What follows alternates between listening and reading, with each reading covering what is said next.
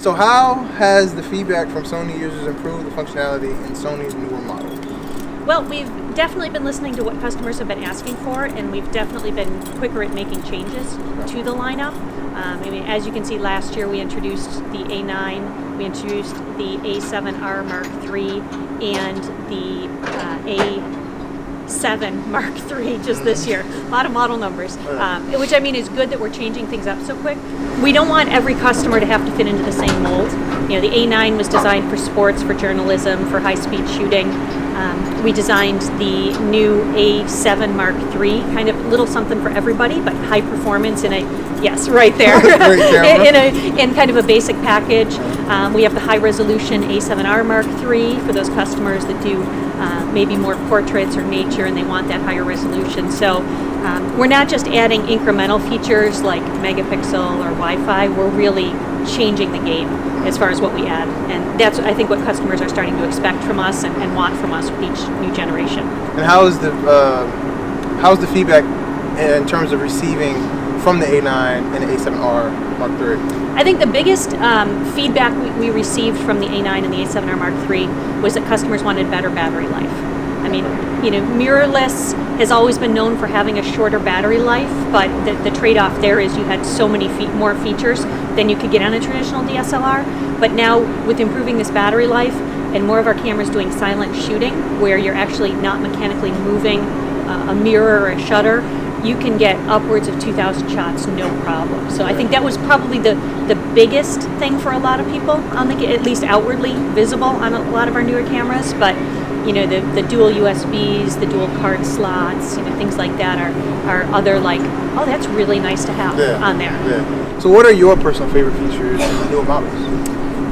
For me, I like the dual USBs because I can be tethered to a computer and powering the camera at the same time. So if I'm doing like nighttime time lapses or long exposures, I can be running off a power pack, get multiple hours of charge out of my battery, and be seeing it live on my computer at the same time, so I like that.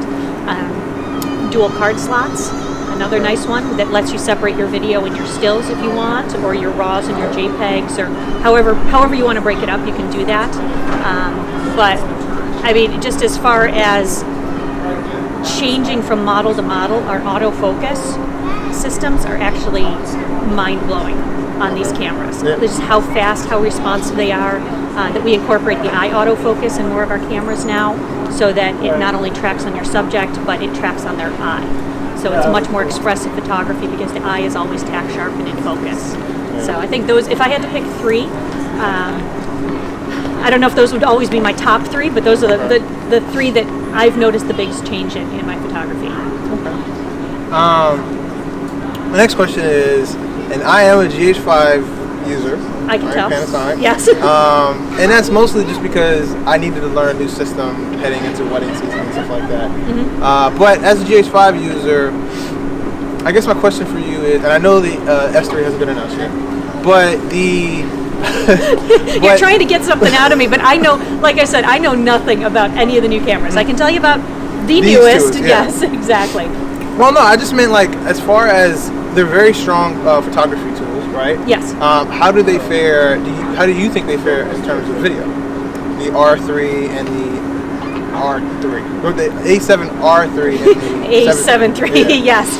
Well, they both use that full FaceTime. They both use that full-time phase detect autofocus, whether you're shooting video or stills, and they use the same focusing area. So it's very fast and very responsive.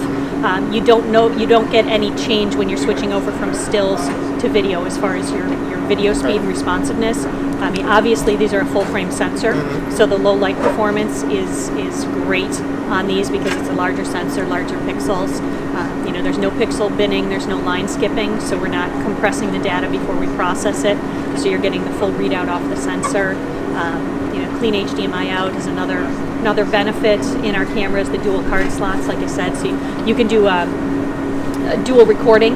You can choose to record to both cards at the same time if you want to do that, so you have a backup, or choose a lower an MP4 file to one and high-res video to the other, so that you know you have one that you can quickly take snippets and upload to your phone if you want to and put on social media, but you still have that ultimate high quality image at the same time.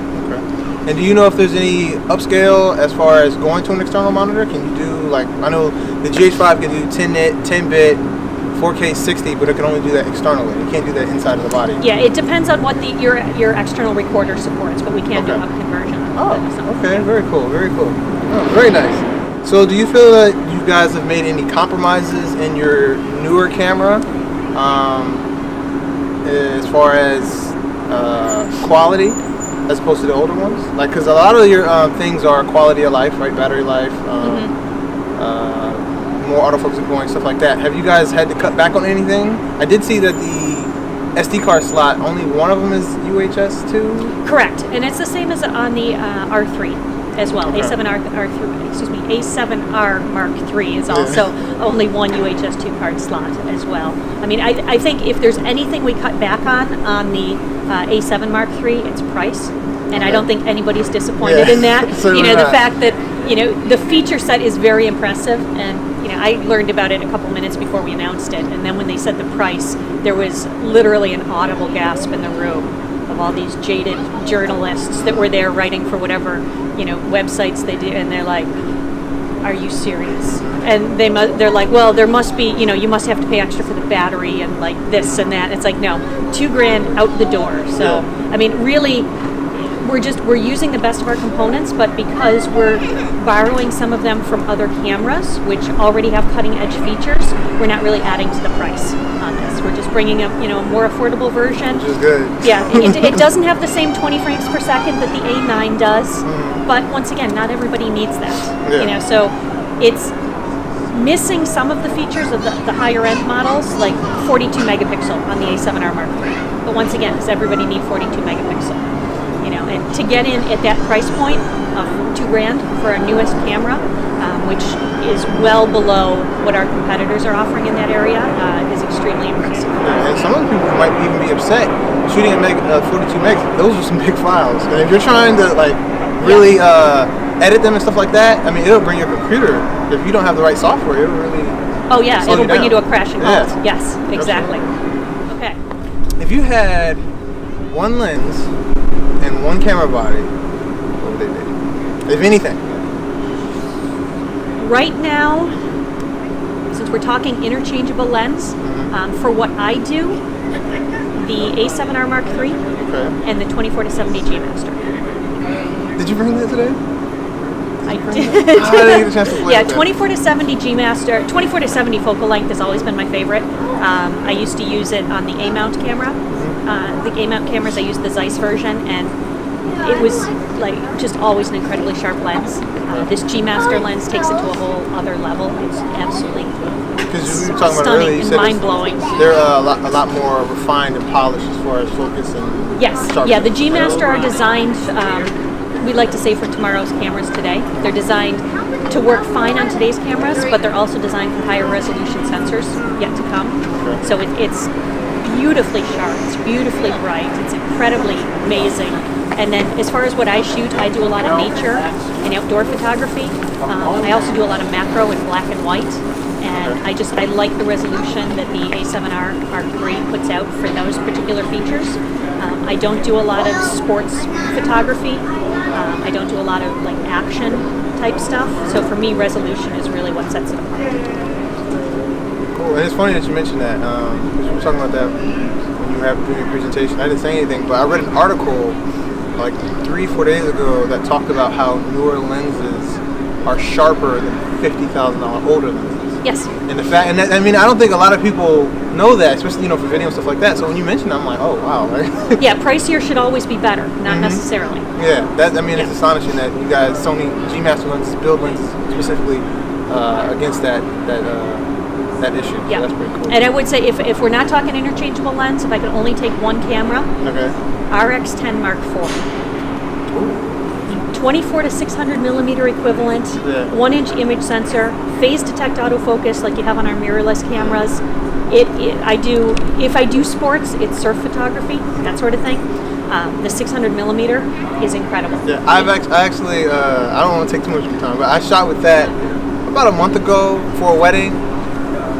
it's ridiculous. Yeah. Like, that is like the biggest kept secret that you guys have.